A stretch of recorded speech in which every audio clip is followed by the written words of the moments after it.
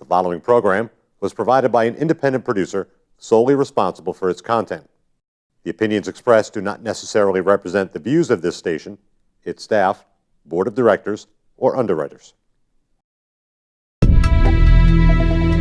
My name is Jasmine, and I am a recovering drug addict. My name is Richie Farrell, aka the Old White Junkie. And we are your hosts for Exit Team Nashua. Our mission is to bring recovery into the living room. Last year, over 72,000 Americans died of an accidental overdose. That's almost 200 Americans every single day. We will bring you guests with real-life experiences with addiction and recovery. Welcome to Exit Team Nashua. Hi, welcome to Exit Team Nashua. My name is Jasmine, and I am your host. For those of you that have been watching, hi, welcome to the Exit Team. And those of you that have just started following us, we are a show that brings recovery into your living room. We find guests who have real-life experiences with the adversities and sufferings of life. Our show topics tend to be more around substance use disorder, but it can vary for anything. So it's an honor and a privilege to share this show with you and to be your host. I'm really excited for today's show because I get the privilege of booking all the guests for the shows. And so our guest for the show canceled last minute, and the universe provided Miss Angela. Hi, Angela. Hi. How are you? Good, how are you? Good. Where are you from? I am from Peabody, Massachusetts. Okay. All right. Fantastic. So this is pretty cool because Angela and I don't know each other. And so the universe was like, we're going to do a show and we're going to get to know each other. Yep. So what qualifies you for this show? So I'm in recovery myself. Okay. Just my past experience of what I went through and kind of where I am in my life today after overcoming many obstacles and adversities. Okay. All right. So you're in recovery. Yep. And so what are you in recovery from? Heroin addiction. Heroin addiction. Mm-hmm. Yeah, because looking at you, you don't look like a heroin addict. Yeah, everyone You're says bright that. And you're beautiful, and you have these really beautiful blue eyes. So normally what I like to, because everyone's story is so different, mm-hmm. right? The crazy thing about addiction is it doesn't matter who you are, what walk of life you came from. Mm-hmm. It doesn't matter. We've had guests from all over the country on this show, from all different cultural backings, from all different upbringings. Mm-hmm.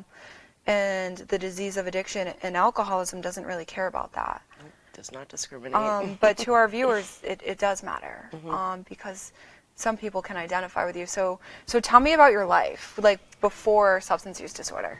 Okay. So again, I grew up in Peabody, Massachusetts. Very normal home, great family, both parents, brother and sister. My life was pretty much spent in school, playing sports, family vacations. The outside looking in, everything was perfect. And I really didn't get into drugs and alcohol until a little bit later on. But growing up, I never felt like I fit in anywhere. I always felt very detached, and I was always trying to fit in somewhere, even though I did fit in. I just didn't perceive myself the way others saw me. And so, going through high school and stuff, I would drink with the team, on the weekends after a win. What sports did you play? Basketball, softball, and volleyball. Awesome. Yes. Awesome. I played Junior Olympics volleyball for 4 years. Nice. Yeah. I miss it very much. We should get together and play. Yes, definitely. I truly believe, looking back today, that sports was my first addiction. It was the only time I ever felt okay. When I was on the court, the field, wherever I was, as long as I had a ball in my hands, I was okay.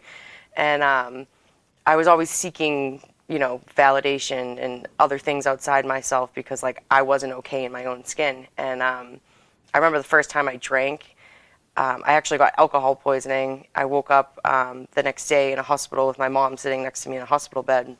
Hold on, And, how old were you? I was 16. 16. Yep. Okay, so growing up, you always felt some kind of disconnect. Mm-hmm. Have you ever heard of Johann Hari? No. Oh my God, I love him. You have to read him. So he writes all these wonderful books. He writes about depression, addiction, and he's really dedicated his whole entire life. And so, I mean, essentially in his findings, he has found that the opposite of addiction is not sobriety, it's actually connection. And I could totally identify that when I was reading his literature, because I was like, I never felt a connection to self. Yes. So how could I Exactly. have a connection with you? And Right. the first connection I ever felt with was a substance. Right. So Yep. so you have identified, with that feeling so far, and you also have told us that like your outside life was very put together. However, internally you still weren't feeling okay.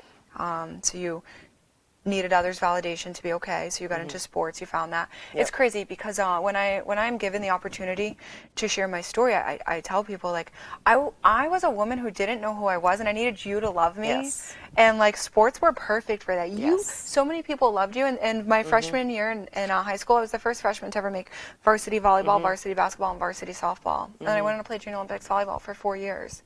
So I think that that's pretty common. So 16. Yep. First time you drank. Yep. It Alcohol poisoning. and everything went away, and I felt okay. Okay. You know, and then like I always say like a normal person like that would have happened to them, and they would have been like, oh, I'm not going to drink again for a while. But like, I literally couldn't wait to do it again, whether I ended up in a hospital bed or not. Like I fell in love with like the effect that alcohol produced for me. And then like it was just drinking for a while, and then like I went off to college, and then like I started hanging around with people who drank like I drank. Okay. And then I was about 20, I think. I had a surgery, and that was the first time opiates had entered my life. And I was very naive. I had no idea what they were at all. And after I didn't need the meds anymore for the surgery, I remember getting like really sick, and I like thought I had the flu, and I was like, what is wrong with me? So I asked somebody, and they were like, oh, you're like in withdrawal. And I was like, oh, what? Like, what's withdrawal? And they were like, well, if like you just take more, like the withdrawal symptoms will go away. So like in my head, I'm like, oh, bing, okay, awesome. Like, and then like I started buying them off the street and stuff, and then manipulating doctors for more prescriptions. That was a huge one for me. And next thing you know, heroin. I find out heroin's cheaper. And I swore I was never going to use a needle. I'm not really a drug addict. I use it for legitimate pain because I had so many like injuries over time from like playing sports and whatnot. That like I literally was like convincing myself and like believing my own lies that like I really needed it for like legitimate pain, but I was really just in so much emotional pain that like I was using that to like mask how I was feeling and like be okay. And like eventually like I did was using heroin IV. And that's like the progression of it for me. So our prompters are down, so our viewers watching, you can see underneath the stuff coming in, but we can't. So it's being texted to me, and you just got a really cute, encouraging message. So I want to share it with you. It's so great from Anthony. He says, "Go, best friend." Yeah. Okay. So something that you said that was really cool is you had said. So first of all, you identified with what I would consider the internal condition, restless, irritable discontent. I'm not okay, and you found relief in that moment when you were drinking. Right. But then you had said that you had surgery and when you got prescription painkillers, because the thing is that everybody that qualifies to be an alcoholic or a drug addict finds their way differently, right? There is no like one set like rule of thumb. Like some people, there's the dislocation theory, there's isolation, some people genetic, some people are predisposed, everyone finds their way. And so you were prescribed drugs legally for a reason. Correct. And then that triggered something inside of you. Yes. Because what's crazy is there's so many people all over the world that can take those drugs as prescribed and be fine. Right. I don't know what the percentage is off the top of my head of the individuals that can't, but it's a very small percentage. Yeah, like my brother and sister. They're like, my sister had surgery, I think this was like a year or two ago, and she was saying how like she hated the feeling that the pain medication gave her, and I'm like, what? That's crazy. Like, yeah, it has a different effect on different people. I don't know if it's genetics. I don't know exactly what it is, but all I know is I have this thing. So at the age of 20, you had your surgery. And so from there, you realized that if I keep taking this substance, like I'll feel better. And so you hear people like call that like an allergy, phenomenon of craving. But anyway, something happens inside of us where we need it over and over. And that's really, I think, for me, especially working in this field and my life being dedicated, I'm definitely an extremist to this field. Yes. People really focus on, the drug's bad, the drug's addictive, the drug's bad, the drug's addictive, and all these harmful things. But to me, what's more important, what you've already shared with us, is all the experiences you had before you found that substance. And that's really, like, to me, where people need to focus to find the solution. Because for me, heroin was my solution. Yes. Heroin made everything better. Yes. It was never okay. I would have never, ever been able to sit before alcohol and drugs and finding my way to recovery. I would never be able to sit at this table with you. I would be so awkward. Yep. I mean, I'm pretty awkward now, but I can own it. Yeah. You know, I'm comfortable with being awkward now. So you were 20. Did you start like doctor shopping immediately? Like, how did you escalate from like prescription pills to heroin IV use? Because those still are a pretty big jump from one another. It happened over time. I knew somebody who got prescribed them at first, so I was, buy a couple from him here and there, and it was not an everyday thing at first. And then, like, next thing you know, like the 5 and 10 milligram Percocets aren't working anymore. I need more. Yeah. And I was working in a restaurant at the time, and I did other drugs as well. Like I smoked weed, and I came in one day and someone knew that I was stoned, and you make that connection with someone else who's also using other substances, and she was like, "Oh, I know where I can get those from," and that also introduced me into another whole group of people who used other substances as well, and it went from like 15 milligram Percocet to like, oh, they can get 30 milligram Percocet now. Oh,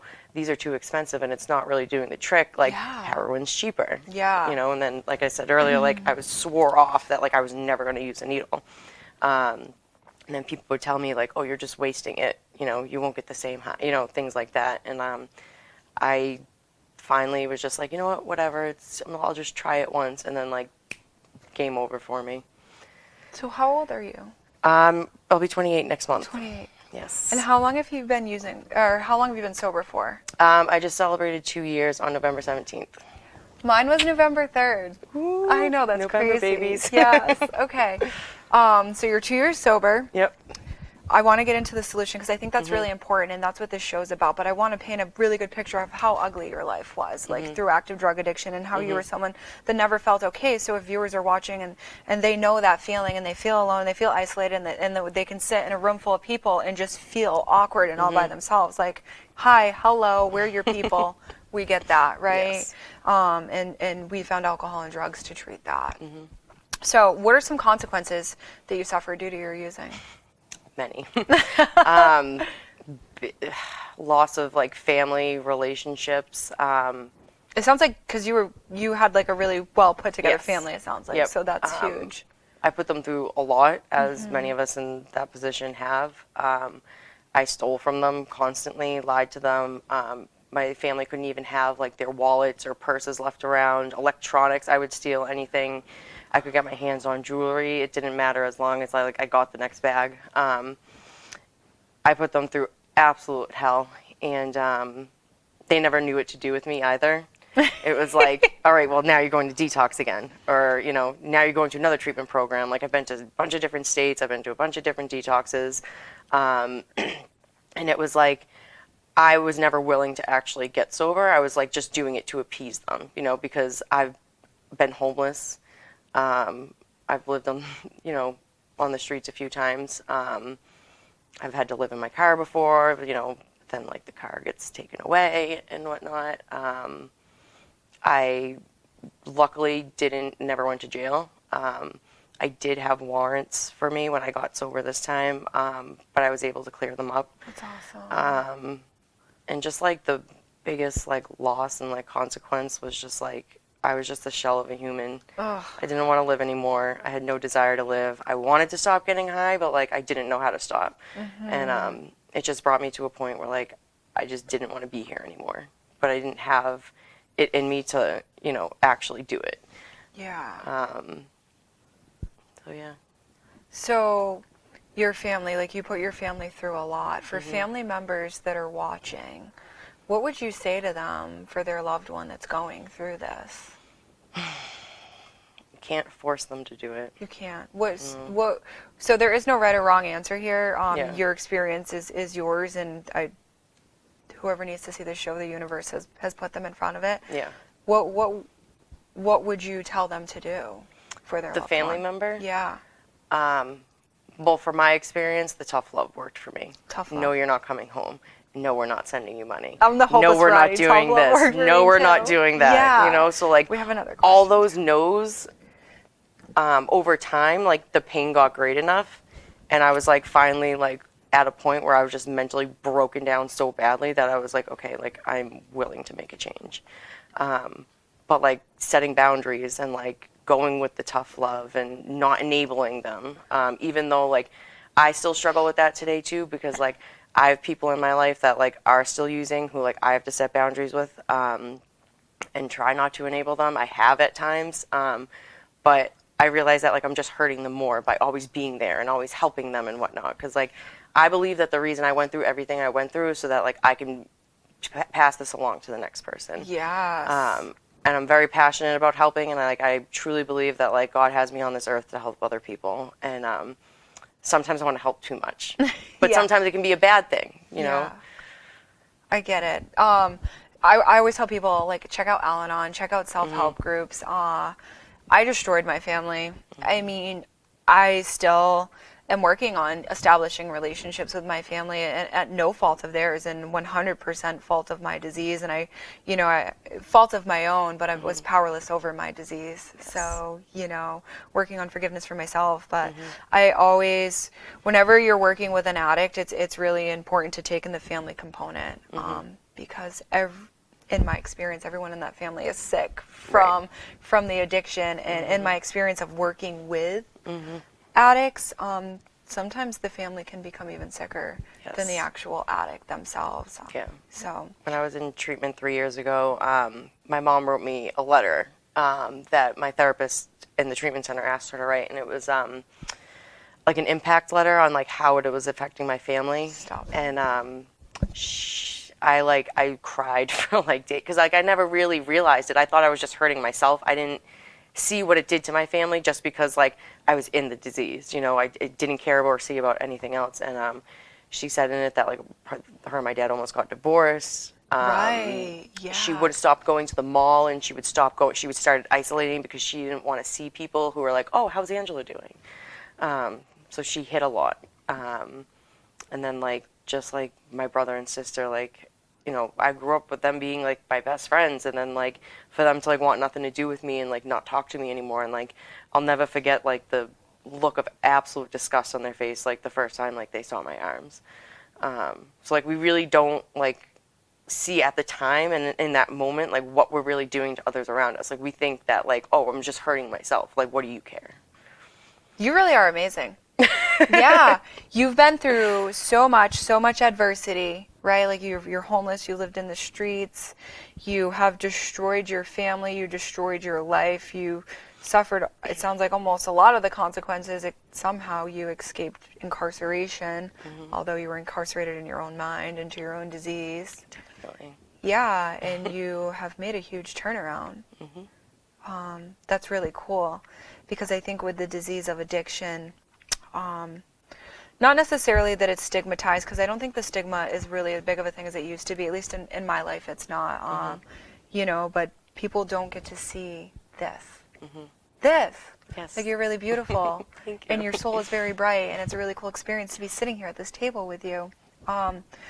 So last week, I was supposed to be meeting with a young lady, and she couldn't meet with me, and I was like driving home, and I'm so selfish and self-centered, and so driving home, I'm like what the hell? Now I got to meet her later, but I need to meal prep my chicken, right? And I was like so upset about my chicken that I had to meal prep, and how was I going to find time, right? Because like the whole entire universe revolves around me, or so I think. Yeah. And I was on the phone with my work, and I work, in the field.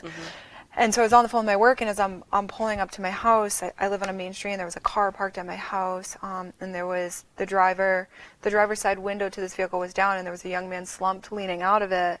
And there was a passenger in the car, and we have a bunch of stuff coming that I need to read in just a minute. The passenger had his head leaned back against the window, and his eyes were rolled up in his head, and I was on the phone with my work, and thank goodness I was, because I'm a trained professional, and I didn't act as one, and I started freaking out, and I was like, there are 2 dead kids outside my house, and I don't know what to do. And so, I'm a believer in fate, I'm a believer in God, I'm a believer in energy. I don't know what it is, but like something brought me there because I was supposed to be somewhere else. And so I pulled up and I started freaking out, and I'm shaking them. And I'm like, they're dead. I didn't once for a second slow down to check their pulse, by the way. I was like freaking out. So I ran up first of all, my neighbor yells down. He was like, oh, hey, they've been like that for a while. So I start screaming and cussing at my neighbors, telling them exactly what I thought of them. As I sprinted upstairs and got the Narcan, and I called 911, and I came downstairs and I stood in front of the car and I started crying. And I was like, there are 2 people, and I can only save one because I only had 1 box of Narcan. And I was just bawling my eyes out to the 911 operator, and I was like, I don't know how to choose. And he said, you grab the one closest to you. And I did. And thank God I did, because the passenger came back on his own. And both of the young men were able to be revived. But when you hear about addiction, that's what you think. And that was certainly traumatizing. I spent a long time in active drug addiction, and I've been around people who have overdosed, and I've overdosed myself. But to experience that sober was very traumatizing for me. But I think that label right there is still what you hear and what you think about with addiction, not you, not this beautiful young lady sitting across from me. So our time is starting to run out here, and the show goes by very, very quickly. Tell me how you did it, because for those watching. So I got sober. First I went to a treatment program, inpatient. I spent 60 days there, and it was the best thing I ever did. They introduced me to so many different things that I use for my recovery today. Main thing I did was I joined a 12-step fellowship and got sober through that. I continue to work that 12-step fellowship. And I took suggestions from people, and I just did what they told me to do, because every time I try to do this my way, I end up back in a detox, back in a program, back kicked out of my parents' house, always some type of consequence. So I finally I just surrendered. I don't know how it happened. I can't explain it. The only explanation I have for it is that, it was God intervening in my life and finally giving me that wake-up call that I needed. And I just became so willing to listen and take suggestions, and I just did anything anyone told me to do.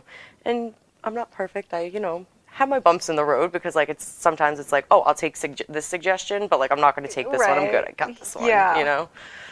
We had some paint around it. Yeah. So I want to read these to you. This is really... Shayla says, you're amazing, Angela. So beautiful and an inspiration. And that's crazy, because 2 years ago you were homeless, robbing, cheating, stealing, and doing anything you could. And in 2 years, the first 2 comments we got were about how amazing you are. That's really cool. And then we have a question that came in. Okay. As a family member, if the addict is trying to get sober again, several times before, so it sounds, pretty familiar to us, should I help them, or is that enabling if they just go back to drugs again and again? I think it comes back to, just this is my personal opinion, is going back to boundaries and what are you willing to do and not willing to do that's not going to enable the person. Yeah. That's a hard question to answer. Yeah. It really is too, because when I first got sober, I would say, cut him out. Right. Because that was my experience. And right. I wish my dad was here, because he would tell you how I sucked every fiber of life out of him. And did I do it intentionally? No. Because I wasn't in control at that time. But until my dad and my mom and every other person in my life had completely cut me out of their lives, and I literally finally had no, and like for me, you know what that meant? My family had to watch me be homeless. My family had to watch me live on the streets. My family had to watch me go without eating, right? Which was painful for them. But until they stopped doing that for me, I wasn't willing to change. Right. However, what I can tell you in my new studies and findings is that a lot of people are saying no, like actually, you know, love, support, build. In my experience, that didn't work for me. Right. I can understand both sides of it here, and I think that really honestly, what that person who is seeking that guidance should look internally, because the answer resides inside them. You know. Yeah. So we're almost out of time. Isn't that crazy? Went by fast. I told you it would. So this has been really cool. So you do 12-step fellowship. What do you do with your life, like outside of 12-step fellowship? I work. I actually work. Girl, you got a job? Yeah, I work at the treatment center I went through. What? Yes, which is a pretty cool experience. Pretty much just like work and. You're employable. I'm employable. At a treatment center. Yeah. That's amazing. Yeah. Okay. Honestly, like I'm so busy between like work and sponsees and you know, trying to like keep up with like family, and I really don't have much free time. I try to do like a lot of fellowship stuff with people.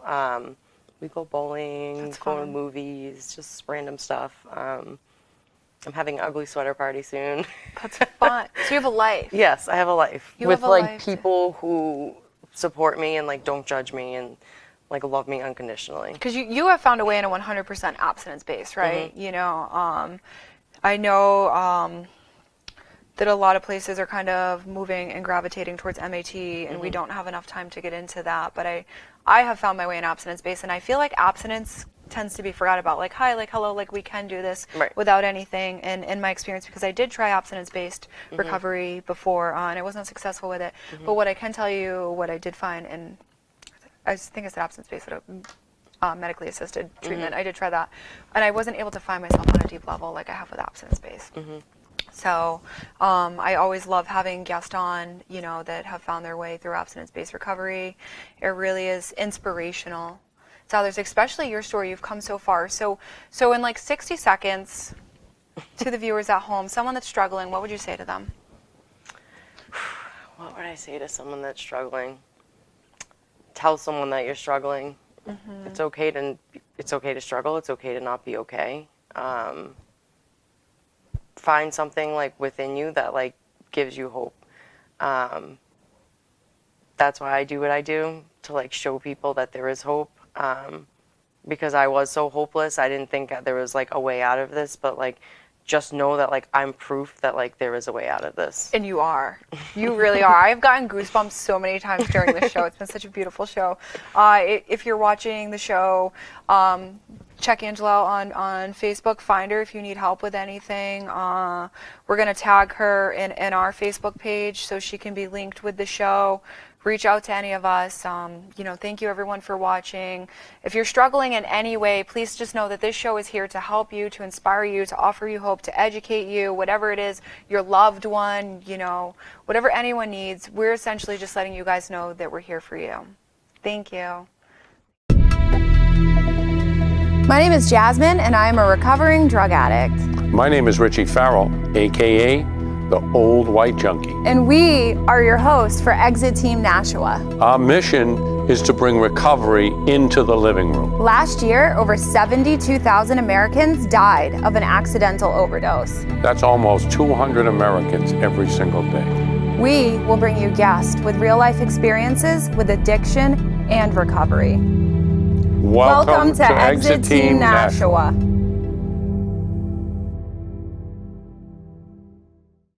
The preceding program was provided by an independent producer solely responsible for its content. The opinions expressed do not necessarily represent the views of this station, its staff, board of directors, or underwriters.